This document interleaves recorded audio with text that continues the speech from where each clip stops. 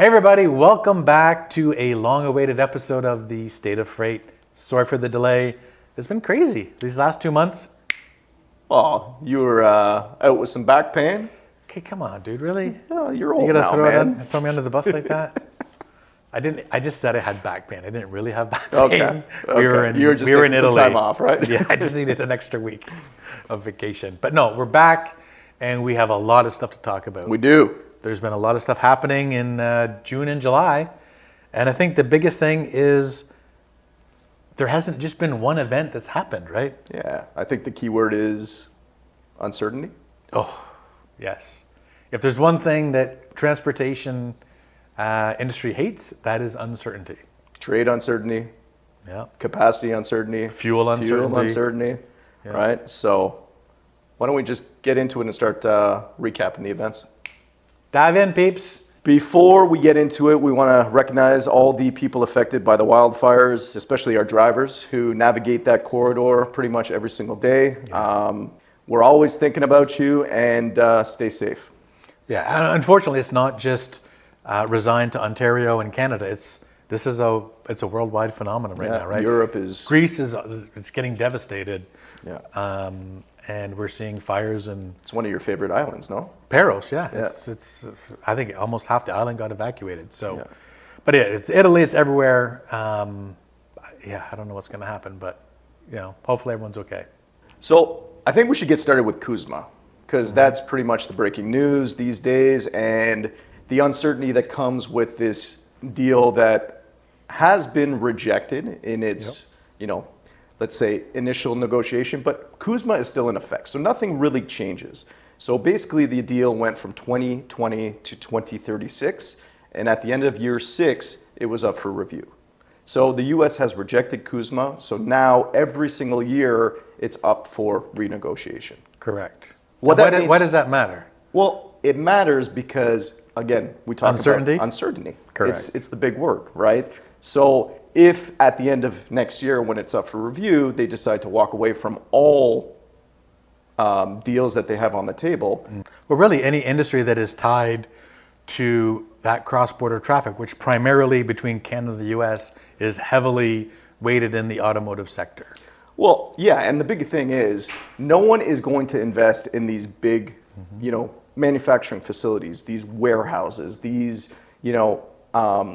just investments with a deal that could be pulled off the table in a year. Right. They want certainty. It has to be a 16-year plan because you don't invest in these facilities for 3 to 5 years. This is a long-term play. Well, not even that. For every year, it could be renegotiated, and all the infrastructure that was just put in place could be meaningless. Exactly. Because it doesn't make financial sense based on whatever tariffs or ruling happens at those negotiations. All right, so what does that mean for trucking, right?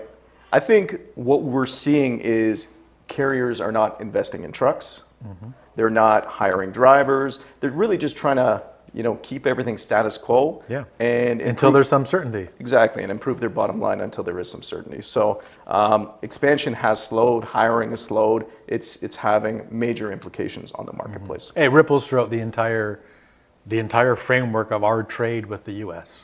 So let's talk about some positive signs that we're seeing in the economy, right? So the Canadian and U.S. economy have actually been pretty resilient through all this uncertainty. So the Institute for Supply Management, the Purchasing Management Index, hit 55.6. Basically what that means is anything north of 50 is a increase in manufacturing. It's a positive manufacturing trend. So as you see, in the last 2 months, we've grown quite substantially, so it shows that manufacturing is actually doing quite well. Mm-hmm. And I know unemployment is at relatively low numbers, right? Considering what we've seen over the past year and a half. GDP has also risen. So the crazy thing is, dude, imagine if North America had the confidence and what kind of a powerhouse we would be in both our economies if we didn't have what was sort of transpiring because of what's happening south of the border. Yeah, and we're seeing all the indexes say that manufacturing is doing quite well. But manufacturing doesn't always contribute to immediate freight. Correct. Right? Raw materials have to come in. These raw materials then get produced at their manufacturing facilities. Components come in order to process these raw materials. And many times those components are going back and forth, and even a finished good is going back and forth for a little bit of tweaking here and there. Yeah, for before sure. it becomes the actual final product that's being. And then it enters into the regional or long haul networks, right? Correct. So these little spikes in manufacturing could have a lasting impact, which again, we're going to tie into it a little later, but that's going to be a conversation that comes up with capacity. Well, as you always said, confidence creates investment, right? Yep. It goes hand in hand. Well, I think we say confidence creates investment, investment creates freight, and freight creates jobs. Correct. So here's the bottom line, right? No one wants to talk about it. I guess fuel is one of those things that people don't really think about, right? It's just baked into the cost normally, right? But it's when we have, this uncertainty that's our word of this podcast. But when you have this uncertainty and these other external factors, the Strait of Hormuz, all the oil that runs through there, it's been at a standstill. The markets, they don't know what to do. Yeah. We're seeing spikes, then we see, there's, strikes are off the table. We get some relief on the oil prices, but diesel has been slowly going like this because, again, uncertainty. And what do you do with rates, right? Like, I feel bad for our customers. I really do, right? Yeah. Luckily, we have put all our, we've been on fuel schedules for a while. Yeah. It's the only thing that made sense. It was the fair and equitable way to work out a rate that made sense for both parties. And it had that sort of nuance as the freight markets dip or go up, it's fair to everybody. Yeah, and fuel's hit $5.34 a gallon again this week, right? So $5.60 was kind of our height when this war first started in March. Yep. So it's just an up and down market, and obviously this war in Iran is not helping as it continues to affect the prices. So what's your advice to shippers? Well, the only thing I'm going to say to shippers is if you don't have carriers on a fuel schedule yet, you need to put them on a fuel schedule. Do it now. It is incredibly important. And the reason I'm going to tell you it's important is because carriers are very, very quick to raise their prices. They don't want to give it back. They do not want to give it back. We see it every day. Right. So, and let's face it, a negotiation is uncomfortable. It's, head to head, one person's arguing their point, you're arguing yours. So I think it's very, very important that you take the emotion out of it, create that fuel schedule, and as the market, rises, they're rewarded and they can keep up with their costs. As it comes down, you tend to save a little bit of money. Yeah. And you know what it is? I think it just, again, we're trying to give certainty in a market that's full of uncertainty. For sure. Right? I understand the fuel tables and the schedules, but I know you hear it too, but I hear it every day. Why are some carriers still holding their rates, right? When fuel does drop, their rate isn't dropping. Yeah, well, that's the argument, right? It's like, why, fuel's gone down? Why don't you lower your rates? And but I know we both know the answer to this, and I'm trying to prep you, but you're not giving it to me. So I'm going to say this. Please continue. I'm going to thank you for letting me continue. But here's what we're going to say. I know a lot of it is because of the CDL and the changes that happened where, unless you're a permanent resident, a non-permanent resident couldn't hold a valid driver's license or a commercial driver's license.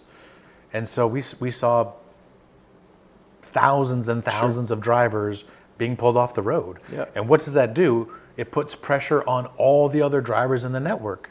Because now if there's a shortage, you now have carriers, and we're seeing it with our own fleets, drivers are leveraging that, and they're like, hey, I can get $3 a mile over here. And it's a very small community, so everyone It is. And one driver tells another driver, and hey, these people are paying X, and now you have, carrier companies that are competing for drivers. Yep. It's a finite resource. We don't have, there's no young people coming into this market to replace these drivers that have been pulled off the road. Yeah. And to be honest, I thought this was going to be a little, fad that the government goes through. We're really going to crack down. This is kind of our messaging and stuff. But it almost seems like they're doubling down on this, right? They're, I don't know if you heard the latest, but they're staging federal agents at truck stops all across the country, right? They are trying to catch these drivers and get them off the road. And I think that this is here to stay. And I think that's going to further contribute to the capacity crunch that we're feeling. But what it is going to do is it is going to make sure that every driver on the road is someone that has received a legitimate driver's license, is following by the rules, and making sure that your freight is secure and safe. Yeah. It is going to ultimately help our industry, but we are going to feel some pain as we transition to this new reality. Oh, the short term for sure. Yeah. Again, we've seen thousands of carriers exit this industry since COVID.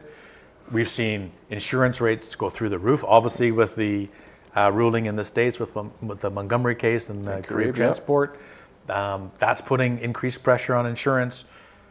The cost of new trucks, trailers, and repair. It's just the operating costs in this industry, they're ballooning. All right, this is my favorite topic. This is your favorite topic. I love technology. This guy's been, sampling a couple of AI platforms the last couple of days. Yeah. You know what? But I love it. This is my wheelhouse. I strongly believe if we can leverage technology, I'm not here to replace jobs, but I'm here to reduce the monotony of tasks that just don't make sense. Yeah, and I think we have a lot of employees that are having to take part in those redundant tasks that are frustrated with it. They don't want to do it anymore. So if we can bring in someone that, is going to take over that position and allow us to transition some of those other agents to, just more important jobs, let's say. For me, the excitement is we're creating more specialized roles for our people, and we're basically pivoting our business model to basically react and be exception based, which I think you can agree. Why are we going to touch something that all our metrics and all those indicators suggest that load is moving through and is perfectly on schedule? There's no need for me or anyone to reach out and track or update or do anything. It's running as it should. Yeah, I think what you're trying to say is the freight visibility area is a key component where AI can definitely help, right? Yeah. So we have obviously these trucks that are on our freight visibility platform that we still want to check up on. We still want to give that personal touch to our employees. Trust but verify. Exactly. And really what we need is someone to manage that exception-based platform, right? Yeah. We need someone to follow up and to double check if something isn't working as it should. So that's where I think AI will come into play. I think as we talked about the monotonous tasks, the redundancies and so on, you're going to see AI become a major player. And obviously companies are capitalizing on this opportunity. AI has entered into the freight game like you've never seen before. There are different platforms out there that are becoming honestly incredibly impressive and answering a lot of the questions that we've had for probably the last 20 years. Yeah, I'm excited by it. I love the technology, and I love the fact that it's, some of these AI agents that we're testing right now are very conversational. As you know, I've even tricked some people here in the office thinking they were talking to a real person. And there's zero lag. It's like it is instant. Unbelievable. Yeah. So let's stay tuned for that. This is a developing story that I think is going to have some broad implications for us.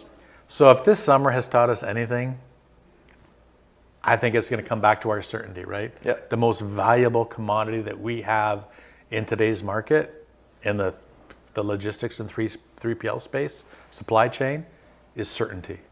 Global conflicts, fuel prices, things we touched on today. Yep. Companies that succeed aren't the ones that predict every headline. No, they're the ones that are quietly in the background building these resilient supply chains, right? Yep, because in logistics... Say it to the camera, Carl. Because in logistics, what? You can't control uncertainty. But you can prepare for it.